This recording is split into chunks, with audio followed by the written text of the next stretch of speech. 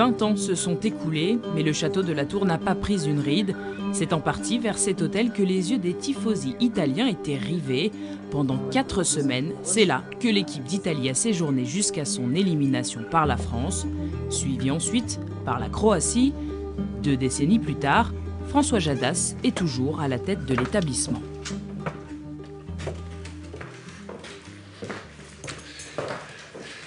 Alors voilà le type de chambre qu'occupaient le staff de l'équipe d'Italie ainsi que certains joueurs, donc qui reflètent, disons, le niveau de chambre de notre établissement.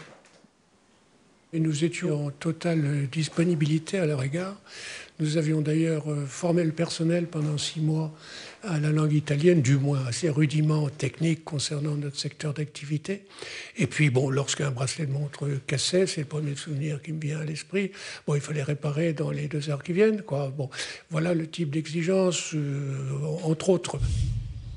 Au total, 4 équipes ont séjourné en Picardie à l'époque, toutes dans l'Oise. L'Espagne à Vineuil-Saint-Firmin, la sélection du Nigeria à Élincourt-Sainte-Marguerite. Les Super Eagles se sont prêtés au jeu des photos souvenirs et du traditionnel cocktail public. L'Italie puis la Croatie, donc à Gouvieux, où les souvenirs sont encore très nombreux.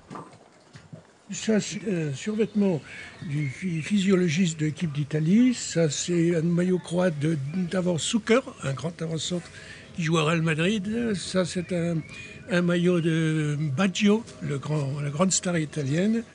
Les photos témoignent de la décontraction et de l'accessibilité des joueurs.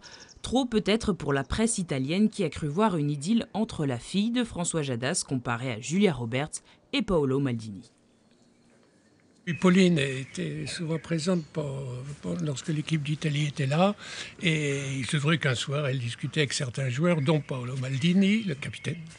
Et la presse italienne m'a fait monter en épingle le fait que Paolo Maldini s'intéressait beaucoup à Pauline, ce qui n'était pas du tout le cas, et ce qui avait fait un mini esclandre avec coup de téléphone de la famille de Maldini ici.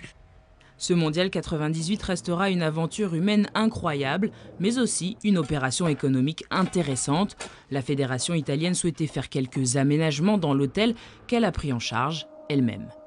C'était une occasion extraordinaire de faire un chiffre d'affaires, pour parler bassement matériellement, et de procéder aussi à des aménagements dans la maison, à la demande même des Italiens, notamment. La fédération italienne nous a aidés financièrement, installer par exemple la climatisation qu'il n'y avait pas il y a 20 ans. Pendant un mois, le cœur des employés du château a été partagé entre la France et l'Italie, des Italiens qui ont digéré leur défaite contre les Bleus au bar de l'hôtel. Le soir de la défaite, j'étais avec eux. Et bon, ça va, ça vient. On gagne, on perd. Bon, il doit y avoir de la déception, bien sûr, surtout dans les conditions où s'est passé le match France-Italie, où là, je ne savais pas si j'étais français ou italien, naturellement. C'est très particulier, évidemment, comme ambiance, mais bon, ils sont revenus, ils sont partis, et puis ils passeront à autre chose. Des Italiens qui auront marqué la vie du département le temps d'une Coupe du Monde, mais aussi la vie de footballeurs amateurs. Mais ça, c'est un autre souvenir.